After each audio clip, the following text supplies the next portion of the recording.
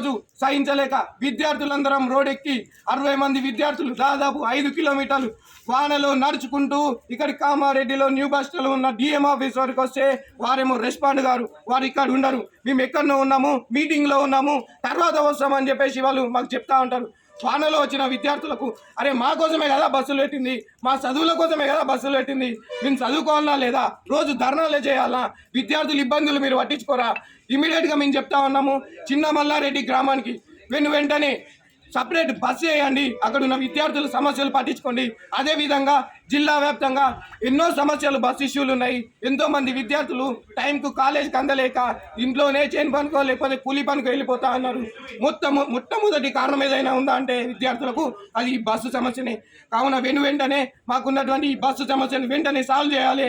లేకపోతే ఇక్కడ మేము ఆఫీసు వచ్చి ఇక్కడ కూర్చొని వినయంగా మేము రిక్వెస్ట్ చేసి ఇక్కడ కూర్చున్నాము.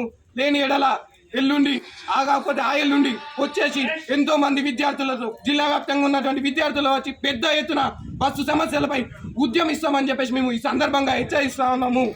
మీరు గతంలో ఇదే ఘటన మీదకి పోటీ చేశారు. మీరు మీటింగ్లు పెట్టినప్పుడల్లా దాదాపు 100 బస్సులు యూజ్ చేసుకున్నారు. అప్పుడు ఉన్నటువంటి బస్సులు ఇప్పుడు ఎక్కడికి పోయాయి అంటే మీ ఎలక్షన్లో మీకు ఓట్ల కోసం బస్సులు యూజ్ అవుతాయి కానీ విద్యార్థులు చదువుకులకు బస్సులు యూజ్ కావాలనేసి మేము రేవంత్ రెడ్డి గారిని కోరుతున్నాము. ఈరోజు మహిళలు ఎక్కడైనా చేతి చూపెడితే బస్సు ఆపుతామన్నారు, ఆధార్ కార్డు చూపెడితే బస్సు ఆపుతామన్నారు. అది ఆధార్ కార్డు ఉంటే మీరు బస్సు దిగిపోండి అని చెప్తున్నారు. అంటే మీరు మహిళలకు ఏమాత్రం గౌరవం ఇస్తున్నారు ముఖ్యమంత్రి గారు అని మేము అడుగుతున్నాం. ఈ కామాటి ఘటన మీద నుంచి మమ్మల్ని చదువుకోమంటారా లేదా మీ లెక్క ఏదైనా పార్టీలు ఎంబడ విద్యార్థులను తింపేసి బలి చేస్తారా అనేసి అడుగుతున్నాం.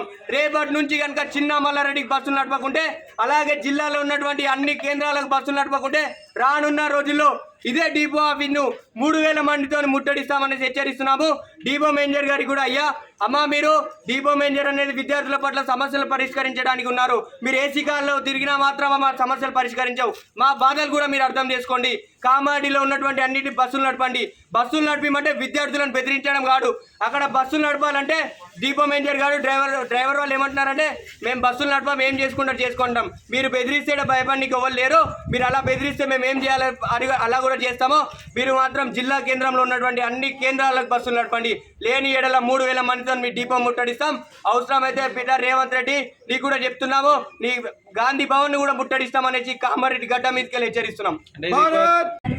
ఏమన్నా రేవంత్ రెడ్డి సార్ గారు మీరు అన్నారు కదా మహిళలు చేయక్కడ ఆపితే అక్కడ బస్సు అవుతుందని. మేము 100 చేయలేపుతున్నాం, మరి ఎక్కడ బస్సు అవుతలేదు. మరి చెప్పండి, మీరు మాకు దీనికి ఆన్సర్ ఇవ్వండి.